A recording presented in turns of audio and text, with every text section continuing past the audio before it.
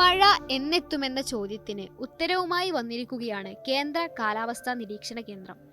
കേരളത്തിൽ മഴയ്ക്ക് അനുകൂലമായ സാഹചര്യമാണ് എന്നാണ് റിപ്പോർട്ട്. ഒപ്പം ഈ മാസം 24 വരെ ചൂട് കൂടുമെന്നും പറയുന്നു. 10 ജില്ലകളിൽ യെല്ലോ അലേർട്ടും പ്രഖ്യാപിച്ചിട്ടുണ്ട്. ആലപ്പുഴയിൽ 38 ഡിഗ്രി സെൽഷ്യസ് വരെ ചൂടുയരും. പസഫിക് സമുദ്രത്തിൽ രൂപം കൊണ്ട എൽനിനോ പ്രതിഭാസമാണ് കേരളത്തിൽ ഇത്രയധികം ചൂട് കൂടാൻ കാരണം.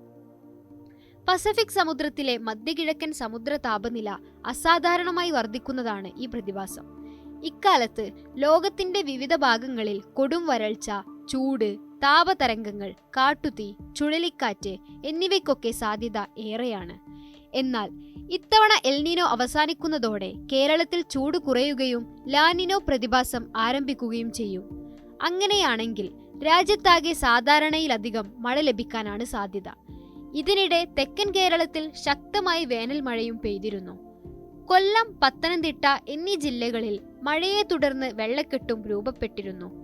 കഴിഞ്ഞ 100 വർഷത്തിനിടയിൽ ആഗോളതലത്തിൽ തന്നെ ഏറ്റവും ചൂട് കൂടിയ വർഷമായിരുന്നു 2023. ഇതിനു മുമ്പ് 2016 ആയിരുന്നു.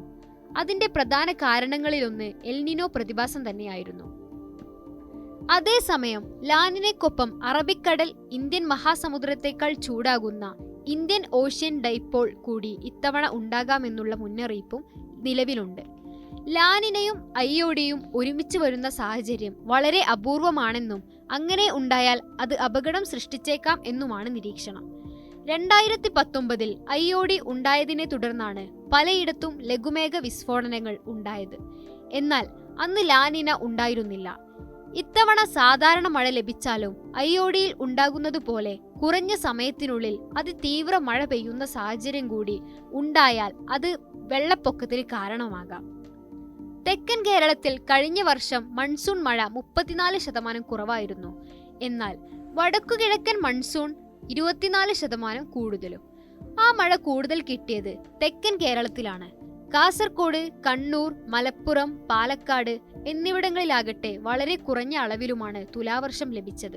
കൊല്ലം, പത്തനംതിട്ട, തൃശൂർ, കോഴിക്കോട്, കണ്ണൂർ ജില്ലയിൽ ഉയർന്ന താപനില 37 ഡിഗ്രി സെൽഷ്യസ് വരെയും, കോട്ടയം, എറണാകുളം, മലപ്പുറം ജില്ലകളിൽ ഉയർന്ന താപനില 36 ഡിഗ്രി സെൽഷ്യസ് വരെയും ഉയരാമെന്നും മുന്നറിയിപ്പിൽ പറയുന്നു.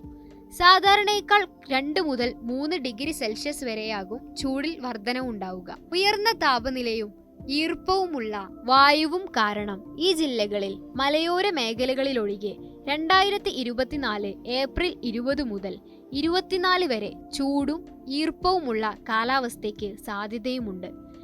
നിലവിൽ ന്യൂട്രൽ സ്ഥിതിയിൽ തുടരുന്ന ഇന്ത്യ ഓഷ്യൻ ഡൈപോൾ കാലവർഷത്തിന്റെ 2ാം ഘട്ടത്തിൽ പോസിറ്റീവ് ഫേസിലേക്ക് വരുന്നതും കാലാവർഷത്തിന് അനുകൂലമാകാനാണ് സാധ്യത. പൊതുവിൽ പസഫിക് ഇന്ത്യൻ മഹാസമുദ്രത്തിൽ നിന്നുള്ള സിഗ്നലുകൾ ഇത്തവണ കാലാവർഷത്തിന് അനുകൂല സൂചനകളാണ് നൽകുന്നത്.